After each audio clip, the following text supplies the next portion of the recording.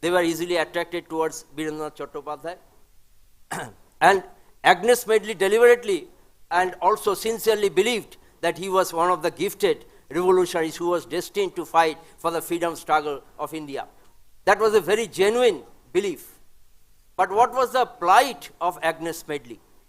She had a mental breakdown because he had many relationships.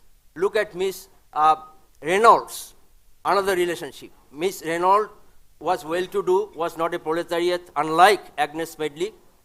So he was sponsoring some of his activities, was sheltering even Agnes Medley and the relatives, as mentioned by my predecessor. They were sheltered, they could be fed because of the support he received from Miss Reynolds. But Miss Reynolds offered a conditional relationship that if we have children, that is, were having a relationship, and as mentioned by my predecessor, became a nun later on, that if we have any children, they would become Roman Catholics. But Virendranath Chattopadhyaya objected. How can we analyze this attitude? Was it a conservative step taken by Virendranath Chattopadhyaya? I don't think so. We have to be very meticulous in our interpretation of this step taken by Virendranath Chattopadhyaya. Look at Gandhi. Gandhi was also opposed to conversion. But why? Not because he was a conservative. Gandhi was opposed to conversion because he believed in the essential unity of mankind. Essential unity of mankind. Virendranath Chattopadhyaya, to him, he was not a religious person, as mentioned by my predecessor. He was a communist. He was not a religious personality. But to him, culture meant his association with our national identity. So, sacrificing someone's religion amounted to sacrifice someone's culture. That was not acceptable to nationalist leader Virendranath Chattopadhyaya. And there are many paradoxes, as indicated by my predecessor. For example, he was a nationalist internationalist. He was first a nationalist and then an internationalist. Apparently, there was no major contradiction with the position taken by Stalin, because Stalin believed in socialism in one country. Remember that. He was different from Trotsky. Trotsky believed in perpetual revolution, but Stalin he wanted to showcase Soviet Union as he put emphasis on socialism in one country theory. So theoretically, he was supposed to explore commonalities with leaders like Stalin. But in political activities, there are often rivalries, often competition. As we notice, already we have studied that he had his rivalry with M.N. Roy. And my argument was that since his personal life was not very stable, he moved from one trouble to another. He was not a prolific writer like M.N. Roy. So, as mentioned by Professor Majumdar rightly, that before this invitation card, few of us knew much about Virendranath Chattopadhyaya. Because we know a person by the prolificity of his contribution, like the case of M.N. Roy. He could not have time to write down books after books like either Aurobindo or M.N. Roy. So that was one aspect that I would love to mention. And then one important aspect was that Agnes Medley's relationship with Chattopadhyaya or Chatto lasted for 8 years, and which ended in 1928. And Chatto apparently died in 1937. So he did not see the commencement of the Second World War, but he was very much disturbed to see the emergence of fascist or Nazi philosophy in Europe. And when he died, he was only 57 years old. I will be winding up very soon. One important aspect was that he lacked financial resources. If you compare with other charismatic revolutionary leaders, even think about the case of Aurobindo. Anushilan Samiti of Dhaka carried out frequent dacoities, and sometimes that fund was spared for Aurobindo, for the sustenance of Aurobindo Ghosh, which he utilized to build up a revolutionary society in Baroda and sent his emissaries to Kolkata. We know that. I am not elaborating on that. But Chatto lacked this sort of financial resources. Now, I wind up by highlighting one important aspect, that you can explore such possibilities totally ignored when we sit down to chronicle our revolutionary past. Revolutionary nationalism, we forget this aspect, that is not only English sources, not only French sources, not only German sources, but I wind up by drawing your attention to the fact that there is Arabic sources to discover, to chronicle our revolutionary past, because like Maulana Abul Kalam Azad, at one point of time, Chatto wanted to negotiate with even Arab nationalists. So if you think about Hindu-Muslim amity in the anti-colonial struggle, Chatto was very much aware of this aspect, and he was also strengthening our composite nationalism by highlighting that aspect. Maulana Abul Kalam Azad was not that strong in English during the early phase of his life, but he was reading Arabic journals and was inculcating his nationalist and anti-colonial spirit. That is very much important. And like Muhammad Abdu and Jamaluddin Afghani, they also radically influenced Maulana Azad. And interestingly, we often, in our textbooks, in our honors books, we want to study Pan-Islamism as a homogeneous movement. It was not so. Because Soyod Ahmed Khan's Pan-Islamism and Muhammad Abdu or Jamaluddin Afghani or Maulana Azad's Pan-Islamism is not same. Soyod Ahmed Khan's Pan-Islamism is characterized by pro-British attitude, but the Pan-Islamism of Maulana Azad, Muhammad Abdu, Jamaluddin Afghani was based on anti-British attitude, Hindu-Muslim joint resistance against Western political hegemony that we found resonated in the thinking thought process of Chatto. This is one important aspect that we have totally ignored, but I think those who are well versed in Arabic, they can explore such journals where we can explore correspondence among such revolutionary leaders, which will of course include the likes of Maulana Azad, because Maulana Azad did not often share Gandhi's attitude towards anti-colonial struggle. So we can rediscover Chatto with his ups and downs, with his constraints and strong points, with his everyday life. And actually by doing that, we do not undermine a great revolutionary leader like Chatto, but we offer a very comprehensive picture of our struggle against colonialism in the past. Thank you for giving me this opportunity. Thank you for listening to me. Thank you so much.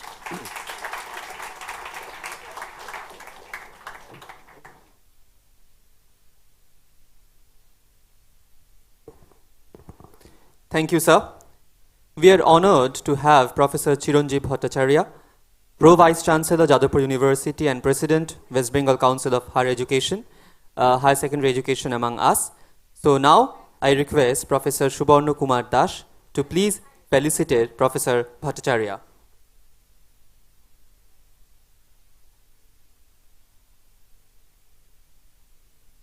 আমরা আমাদের ভালোবাসার উপহার এবং উত্তরীয় স্যারের হাতে পৌঁছে দিচ্ছেন প্রফেসর সুবর্ণ কুমার দাস। হাততালি দিয়ে এই মুহূর্তটাকে বন্দী করতেই হবে।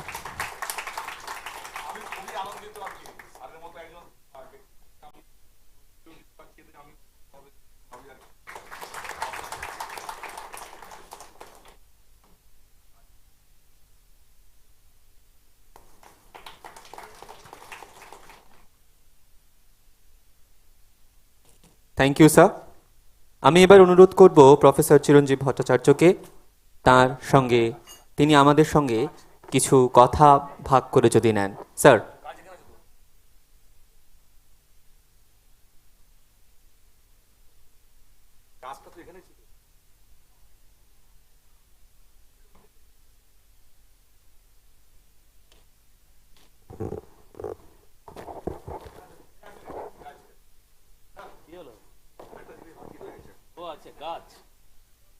Thank you. Hey, Dipanjan, pull this. এখনো বাকি আছে।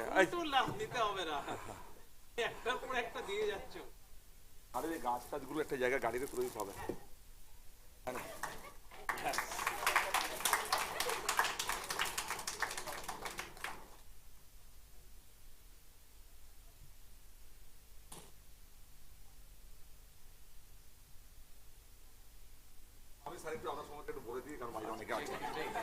ছোট করে বলে দিই, প্রফেসর চিরঞ্জীব ভট্টাচার্য একজন খুবই বিদগ্ধ ও মানে scientist in the field of chemical engineering, এবং তিনি আমাদের বিশ্ববিদ্যালয়ের প্রাক্তন dean, faculty of engineering and technology, প্রাক্তন রেজিস্ট্রার এই বিশ্ববিদ্যালয়ের। দীর্ঘদিন ধরে তিনি প্রো ভাইস চ্যান্সেলর এবং বর্তমানে তিনি president west Bengal board of higher secondary council, খুব eminent personality in the field of engineering and technology.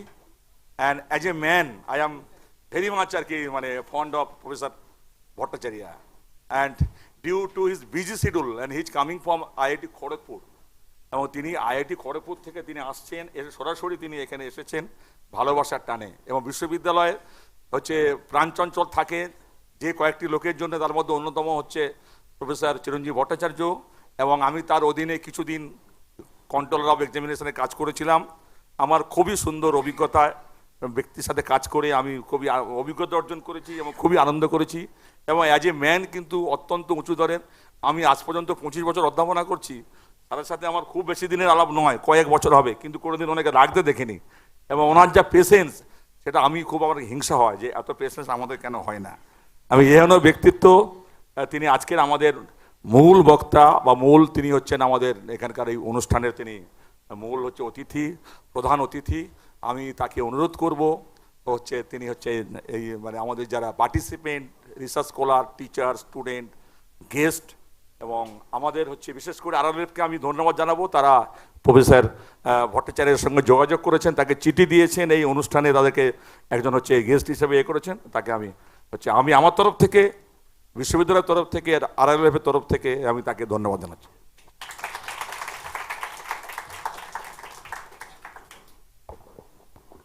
So at first, a very good evening to all of you, a warm good evening to all of you. It's really nice to be present here on the occasion of birth anniversary, I think 142nd birth anniversary of Virendranath Chattopadhyaya. This program is being organized by Raja Rammohan Rai Library Foundation, Ministry of Culture, Government of India, in collaboration with Jadavpur University. So there are several dignitaries sitting on the dais. Professor Ajay Pratap Singh, DG, National Library of India, and Raja Rammohan Rai Library Foundation, Ministry of Culture, Government of India. And Professor Ranjan Chakraborty just left. He is my colleague also. He is a professor of Department of History, but presently Vice Chancellor of Netaji Subhash Open University. Professor Anindya Jyoti Mojumdar is here. He is also presently Dean of Faculty of Arts, and Professor Borendu Mondal is here. He is from the Department of Bengali, and the most eminent resource person is here. Just now he finished his speech. Professor Omid De, Sir Ashutosh Chair Professor of Medieval and Modern Indian History, University of Calcutta. And finally, obviously, the most importantly, the Professor Suborna Kumar Das, who has introduced me, Pune Library Science Department professor, and he is also the coordinator of the evening PG course offered by Jadavpur University. So it's really nice to be here, and I am definitely not a historian, definitely. So I don't have the audacity to tell about the different activities of Birendranath Chattopadhyay. সেটা আমার বলা উচিত নয়, আমি বলবোও না, কারণ আমি একদমই ঐতিহাসিক নই। ইতিহাস সম্বন্ধে আমার ধারণা ওই স্কুল লেভেলেই যেটুকু ছিল ওখানেই সীমাবদ্ধ। তারপর আর গোটাটাই এইচএস পড়েছি সায়েন্স নিয়ে, তারপর তো ইঞ্জিনিয়ারিং, বিটেক, এমটেক, পিএইচডি সবই আমার ইঞ্জিনিয়ারিংয়ের উপর। ফলে ওটা নিয়ে আমার সেই অডাসিটিও নেই, আমার বলা উচিত নয়। এখানে এমিনেন্ট হিস্টোরিয়ানরা রয়েছেন, রঞ্জনবাবু ছিলেন, হ্যাঁ, তারপর হচ্ছে প্রফেসর অমিত দে, উনি মেইন রিসোর্স পার্সন, উনি অনেক কিছুই বলেছেন। তারপর আমার এটা নিয়ে কোনো কথা বলাটা শোভাও পায় না, উচিত নয়। তবে দিস প্রোগ্রাম যেটা আজকে এখানে হয়েছে, it is very well organised. আমি এখানে আসলাম ডাইরেক্টলি আইআইটি খড়গপুর থেকে আসছি। ওখানে আমার একটা মিটিং ছিল, ডিএসটির একটা প্রজেক্ট রয়েছে in collaboration with IIT Kharagpur, তো সেটা নিয়ে একটা মিটিং ছিল, তো সেটা অ্যাটেন্ড করে ডাইরেক্টলি ওখান থেকে ফিরছি। So just after coming to the টিকুই building, the venue of this particular event, মানে I am really overwhelmed। এত সুন্দরভাবে এটাকে অর্গানাইজ করা হয়েছে, এত সুন্দর ওয়েল ডেকোরেটেড, এবং এই যে টোটাল যে একটা এস্থেটিক যে এটা একটু মানে যে কমপ্লিট প্ল্যানিংটা করা হয়েছে, ইটস রিয়েলি ভেরি গুড। এবং এটার পেছনে যে বা যারা আছেন তাদের সবাইকে আমি আন্তরিক ধন্যবাদ জানাচ্ছি, এবং অবভিয়াসলি মেইন কোঅর্ডিনেটর হচ্ছে সুবর্ণকে আমি আন্তরিক ধন্যবাদ জানাচ্ছি। সুবর্ণ পার্টিকুলারলি মেনশন করেছে একটা যে আমার সাথে ওর যে ইন্টারাকশনটা, he was actually acting as a controller of examination during a particular period over few months, এবং আমি তখন প্রো ভাইস চ্যান্সেলর ছিলাম, মানে এখনও আছি। তো প্রভিসি হিসেবে তখন ওই কন্ট্রোলার অফ এক্সামিনেশনের সাথে তখন particularly it was a very crucial time during the Covid period. তখন রেজাল্ট নিয়ে একটা বিশাল সমস্যা চলছে, প্রচুর রেজাল্ট ডিউ হয়ে রয়েছে, এবং পার্টিকুলারলি ইঞ্জিনিয়ারিংয়ে রেজাল্ট ডিউ রেজাল্টটা উইদাউট থাকা হচ্ছে ভীষণই চাপের, কারণ ওখানে সবসময় স্টুডেন্টদের তাদের প্লেসমেন্ট ইস্যুস আছে, এবং ডিফারেন্ট স্কলারশিপ ইস্যুসগুলো আছে, প্রোগ্রাম রয়েছে। তাতে ওই পার্টিকুলার সময়ে রেজাল্ট বার করাটা is very very important. And at that time তখন সুবর্ণ কিন্তু একটা বিরাট ইনিশিয়েটিভ নিয়েছিল। And as a particular on the behalf of Jadavpur University, definitely we are really grateful to Suborno. ও যেভাবে ওই সময়টা ক্রাইসিস পিরিয়ডটা সামলেছে, খুবই ভীষণ মানে এফেক্টিভলি খুব সুন্দরভাবে জিনিসটাকে সামলেছে। তখনই আমি বুঝেছিলাম ওর অর্গানাইজিং পাওয়ারটা খুবই ভালো, এবং তারপরে এই প্রোগ্রামটা ও অর্গানাইজ করছে দেখে আমি বুঝতেই পেরেছিলাম নিশ্চয়ই ভালো হবে, এবং আমি এসে এখন দেখলাম যে it's a very well organised programme. So I definitely convey my thanks to Subarna and his team. এবং particularly I must convey my thanks to Ajay Pratap Singh, DG of National Library, who has initially taken the lead role in organizing this program at Jadavpur University. Definitely I must convey my thanks. It's a pleasure on the behalf of Jadavpur University to organize this particular program. এবং এটা definitely এটা খুব সুন্দরভাবে organised হয়েছে, এবং বাকি যারা এখানে যারা সমস্ত যারা আর কি রিনাউন্ড যারা রিসোর্স পার্সন এসছেন তাদের সবাইকে আমার আন্তরিক ধন্যবাদ। যারা এখানে ফ্যাকাল্টি মেম্বার্স, রিসার্চ স্কলার এবং আদার স্টুডেন্টস যারা এখানে সবাই আছেন, সবাইকে আমার তরফ থেকে আমি আন্তরিক ধন্যবাদ জানাচ্ছি এই প্রোগ্রামটাতে উপস্থিত থাকার জন্য। Thank you very much. আমি আর আমার বক্তব্য দীর্ঘায়িত করতে চাই না। সবাই ভালো থাকুন। Best wishes. Thank you.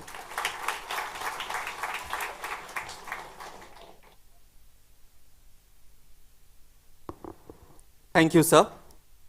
এবার বক্তব্য রাখবেন আজকের সন্ধ্যের আর একজন অন্যতম গুরুত্বপূর্ণ resource person, professor Barendra Mandal, department of Bengali, Jadavpur university. কিন্তু তাকে আপনাদের সকলের সঙ্গে পরিচয় করিয়ে দেওয়ার জন্য আমি ডেকে নিচ্ছি প্রফেসর সুবর্ণ কুমার দাসকে।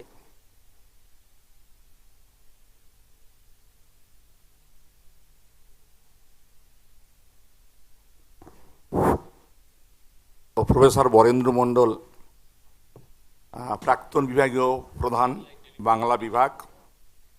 তিনি বাংলা ভাষা সাহিত্য বিভাগের দীর্ঘদিনের অধ্যাপক।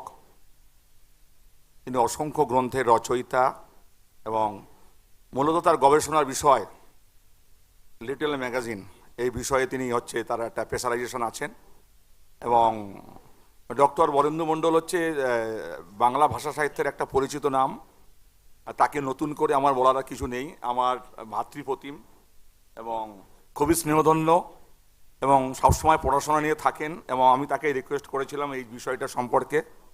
তিনি অল্প সময়ের মধ্যে, তার ব্যস্ততার মধ্যে দিয়ে তিনি রাজি হয়েছেন, তিনি এসেছেন, এবং তাকে আমি ধন্যবাদ জানাচ্ছি। যাদবপুর বিশ্ববিদ্যালয়ে আসার আগে বরেন্দ্র একটা কলেজে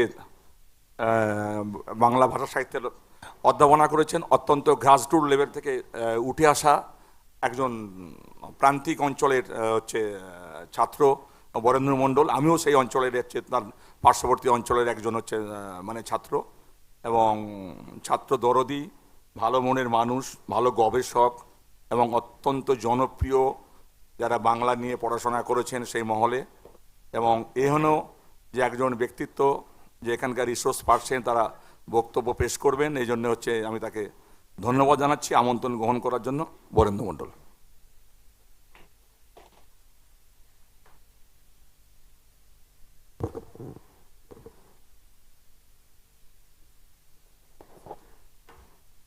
নমস্কার। আমি বাংলায় বলছি, কেননা অনেক ছোট ছোট ছাত্রছাত্রীরাও আছেন, অনেক গবেষকও আছেন। হিউম্যানিটিজের ক্ষেত্রে অনেক ছাত্রছাত্রীরা আছেন, ফলে আমি বাংলাতেই বলছি। আজকে আমরা এখানে কেন উপস্থিত হয়েছি,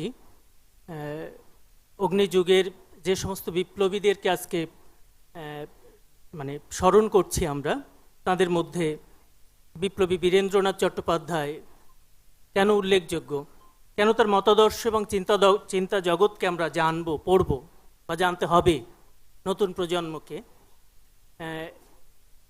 সেই জানার একটা সূত্রপাত আজকে আমি কেবল করতে চাইছি। ইতিমধ্যে আমাদের মধ্যে দুজন বিশিষ্ট ঐতিহাসিক বলেছেন, যদিও এই মুহূর্তে তারা মঞ্চে নেই, এই মুহূর্তে মঞ্চে আছেন যাদবপুর বিশ্ববিদ্যালয়ের মাননীয় সহ উপাচার্য প্রফেসর চিরঞ্জীব ভট্টাচার্য, তাকে আমার শ্রদ্ধা। উপস্থিত আছেন রামমোহন রায় লাইব্রেরি ফাউন্ডেশন এর director general professor Ajay Pratap Singh, তাকে আমার শ্রদ্ধা ও কৃতজ্ঞতা।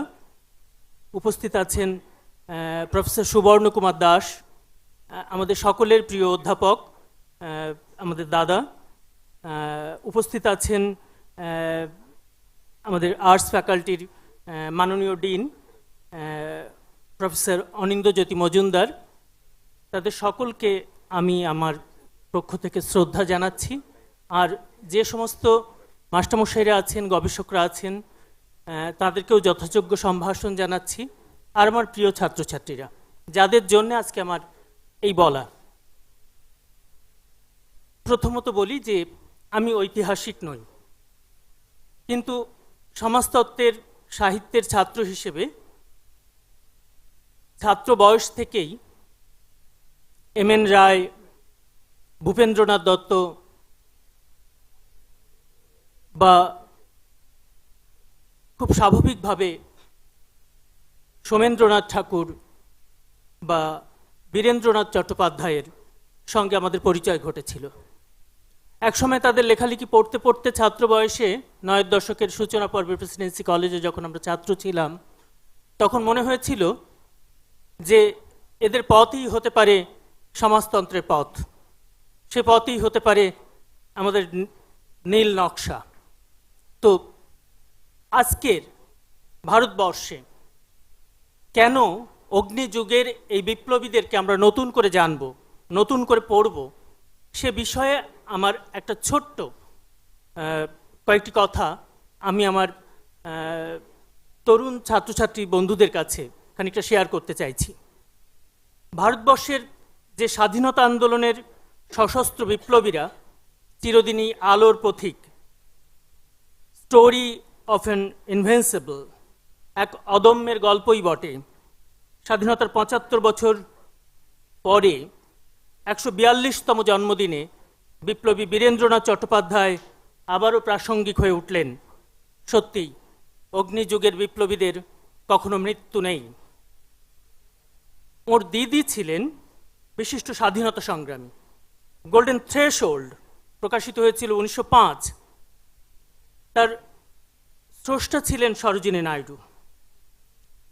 এই গোল্ডেন থ্রেশহোল্ডের জন্যই তাকে বলা হতো দ্য নাইটিঙ্গেল অফ ইন্ডিয়া। ভারতবর্ষের প্রথম ডিএসসি অঘোরনাথ চট্টোপাধ্যায়ের দ্বিতীয় সন্তান বীরেন্দ্রনাথ চট্টোপাধ্যায়কে কি তাহলে আমরা বলবো the fire bird of India?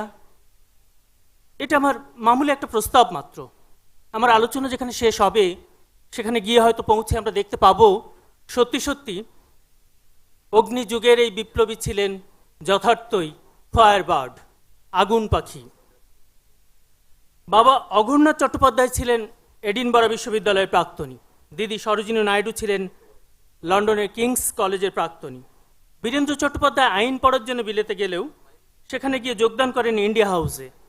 প্রবাসী বিপ্লবী শ্যামজি কৃষ্ণ বর্মার সঙ্গে ঘনিষ্ঠতার সূত্রে ইন্ডিয়ান সোশিওলজিস্ট পত্রিকায় পরিচালনার দায়িত্ব এসে পড়ে তার কাঁধে।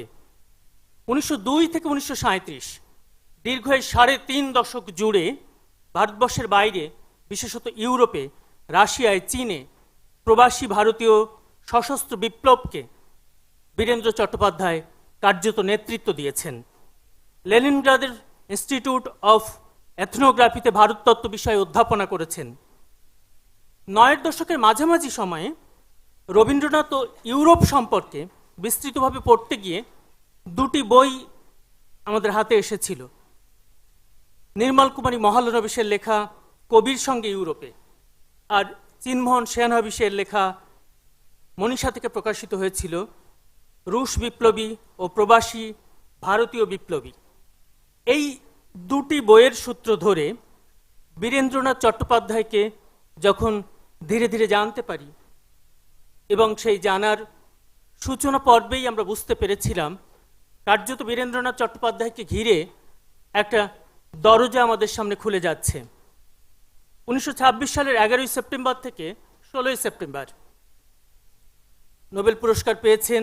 প্রথম বিশ্বযুদ্ধ শেষ হয়েছে, তার বেশ কিছুদিন পরে 1926 সালের 11ই সেপ্টেম্বর থেকে 16ই সেপ্টেম্বর রবীন্দ্রনাথ বার্লিনে ছিলেন। কবির ইউরোপ ভ্রমণের সহযাত্রী ছিলেন নির্মল কুমারী মহলানবিশ। আপনারা জানেন বিখ্যাত রাশিবিজ্ঞানী প্রশান্তচন্দ্র মহলানবিশের সুযোগ্য স্ত্রী তিনি লিখছেন তার বইতে, বইয়ের নাম একটু আগেই উল্লেখ করেছি, কবির সঙ্গে ইউরোপে। লিখছেন, বীরেনের স্ত্রী অ্যাগনেস মেডলি সঙ্গে বার্লিনে ভারতীয়দের পক্ষ থেকে অনুষ্ঠিত কবির সংবর্ধনা সভায় আলাপ। শ্রীযুক্ত মানবেন্দ্রনাথ রায়ের সেই সময় আমাদের হোটেলে যখন তখন যাওয়া আসা শব্দটা খুব ইম্পর্টেন্ট।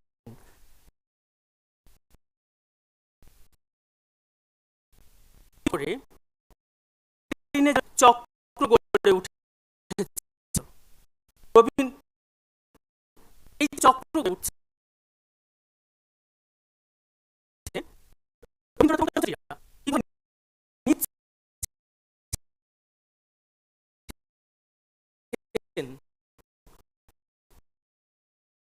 এই প্রবলেম